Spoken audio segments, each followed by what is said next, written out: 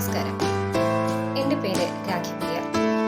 Nedunganda Sreenarayana training കോളേജിലെ അധ്യാപക വിദ്യാർത്ഥിയാണ്. ഞാനത് നിങ്ങൾക്ക് മുന്നിൽ ഒരു ചെറിയ വീഡിയോയുമായിട്ടാണ് എത്തിയിരിക്കുന്നത്. കേരള സംസ്കാരത്തിലെ ഒരു പ്രധാനപ്പെട്ട സംഭവത്തിനിടമായി തീർന്ന അഞ്ചുതെങ്ങിലെ അഞ്ചുതെങ്ങ് കോട്ട എന്ന പ്രസിദ്ധിയാർജിച്ചൊരു സ്ഥലവും അതിൻ്റെ കുറച്ച് വിശേഷങ്ങളുമാണ് ഞാൻ ഈ പങ്കുവയ്ക്കാനായിട്ട് പോകുന്നത്. എല്ലാവർക്കും എൻ്റെ വീഡിയോ. കേരളത്തിലെ തിരുവനന്തപുരം ജില്ലയിലെ ഒരു തീരപ്രദേശമാണ് അഞ്ചുതെങ്ങ്. ഒരിടത്ത് കായലും മറുവശത്ത് കടലുമായി പ്രകൃതി രമണീയമായ ഇടമാണിത്. വർക്കലയിൽ നിന്നും 12 കിലോമീറ്റർ മാറിയാണ് അഞ്ചുതെങ്ങ് സ്ഥിതി ചെയ്യുന്നത്. ബ്രിട്ടീഷ് സാമ്രാജ്യവാഴ്ചയുടെയും തദ്ദേശീയ പ്രതിരോധത്തിന്റെയും ചരിത്രമുറങ്ങുന്ന ഈ മണ്ണിന് നിരവധി കഥകൾ പറയാനുണ്ട്.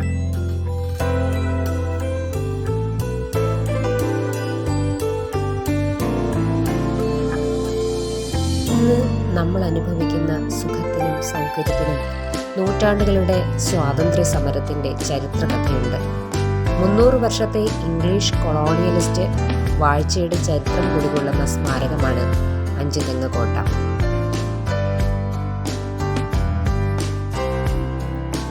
ഇന്ത്യയിലെ ബ്രിട്ടീഷുകാരുടെ ആദ്യകാല അധിനിവേശ പ്രദേശങ്ങളിലൊന്നായിരുന്നു സമുദ്ര സമീപത്താൽ ചുറ്റപ്പെട്ട അഞ്ചുതെങ്ങ്. ബ്രിട്ടീഷുകാരുടെ ഒരു സൈനിക പ്രാധാന്യം അർഹിക്കുന്ന കേന്ദ്രം കൂടിയായിരുന്നു ഇത്.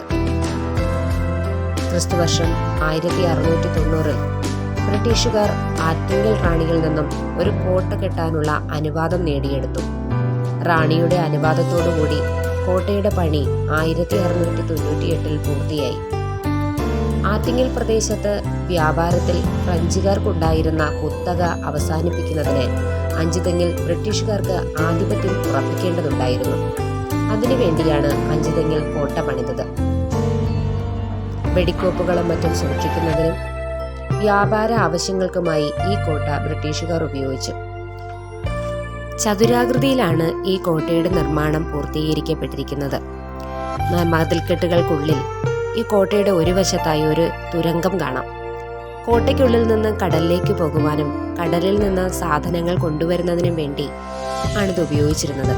ഇതിപ്പോൾ അടച്ചിട്ടിരിക്കുകയാണ്. ഇതുവഴി പോയ ആടുമാടുകൾ അപകടത്തിൽപ്പെട്ടതിനാലാണ് തുരങ്കം അടച്ചു മൂടിയതെന്ന് പറയപ്പെടുന്നു. നിലവിൽ കോട്ടയിലെ ജീവനക്കാരുടെ ഓഫീസായിട്ടാണ് ഇത് പ്രവർത്തിക്കുന്നത്. വിശാലമായ കോട്ടയുടെ ഒരു മതിൽക്കെട്ടിന് പുറത്തായി കുറേയേറെ തൂണുകൾ കാണാം. 7ഓളം തൂണുകളുണ്ട്. പണ്ട് അടിമകളെ കെട്ടിയിടാൻ വേണ്ടി ഉപയോഗിച്ചിരുന്നതാണ് അവ എന്ന് പറയപ്പെടുന്നു. കോട്ടയുടെ ഒരു കോണിലായിട്ട് 2 കല്ലറകൾ കാണാം.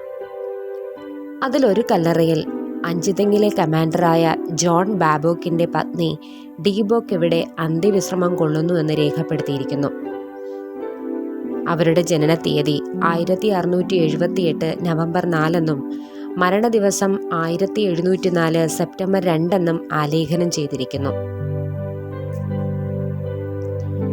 കോട്ടയുടെ ഇരുവശത്തും പടിക്കെട്ടുകളുണ്ട്. പടിക്കെട്ടുകളിലൂടെ കോട്ടയുടെ മുകൾ വശത്ത് കയറാൻ സാധിക്കും.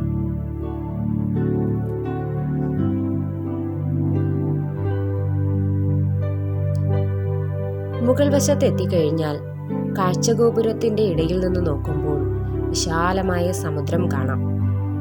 വ്യാപാര ആവശ്യത്തിന് ഇംഗ്ലണ്ടിൽ നിന്നും എത്തുന്ന കപ്പലുകൾക്ക് ഇവിടെ നിന്നാണ് സിഗ്നൽ നൽകുന്നത്.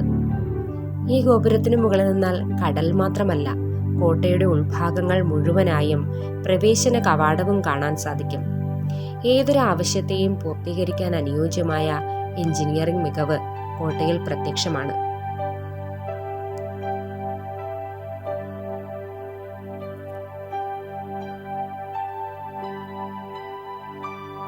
അഞ്ചുതെങ്ങ് കോട്ട കേന്ദ്രീകരിച്ചായിരുന്നു കേരളത്തിൽ ആദ്യമായി ബ്രിട്ടീഷുകാർക്കെതിരെ ഒരു കലാപമുണ്ടായത്.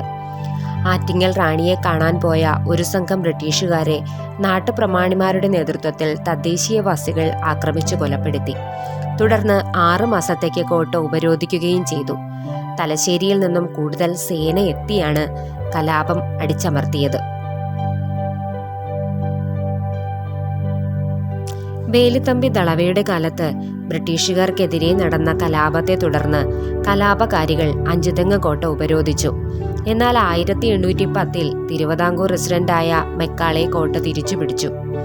1813 കോട്ടയിലെ പ്രവർത്തനങ്ങൾ നിർത്തലാക്കുകയും കോട്ടയും പ്രദേശങ്ങളും തിരുവിതാംകൂർ രാജ്യത്തേക്ക് ചേർക്കപ്പെടുകയും ചെയ്തു. 1921 കേന്ദ്ര സർക്കാർ ദേശീയ പ്രാധാന്യമുള്ള സ്മാരകമായി പ്രഖ്യാപിച്ച അഞ്ചുതെങ്ങ് കോട്ട ഇന്ന് കേന്ദ്ര പുരാവസ്തു വകുപ്പിന്റെ സംരക്ഷണയിലാണ്. ഈ ചരിത്ര സ്മാരകത്തിലേക്കുള്ള പ്രവേശനം സൗജന്യമാണ്. നഗരത്തിന്റെ തിരക്കുകൾക്കിടയിൽ തലയുയർത്തി നിൽക്കുന്ന അഞ്ചുതെങ്ങ് കോട്ട ചെടികളും മരങ്ങളും ഒക്കെ വളർത്തി മനോഹരമായി സംരക്ഷിച്ചിരിക്കുന്നു. ആർക്കിയോളജിയിലെ 5ഓളം ഉദ്യോഗസ്ഥർ ഇവിടെ പ്രവർത്തിച്ചു വരുന്നു. സംരക്ഷിത സ്മാരകമെന്ന നിലയിൽ വിനോദസഞ്ചാരികൾക്കും ചരിത്ര ഗവേഷകർക്കും ഏറെ ആകർഷണീയമായ ഒരിടം തന്നെയാണിത്.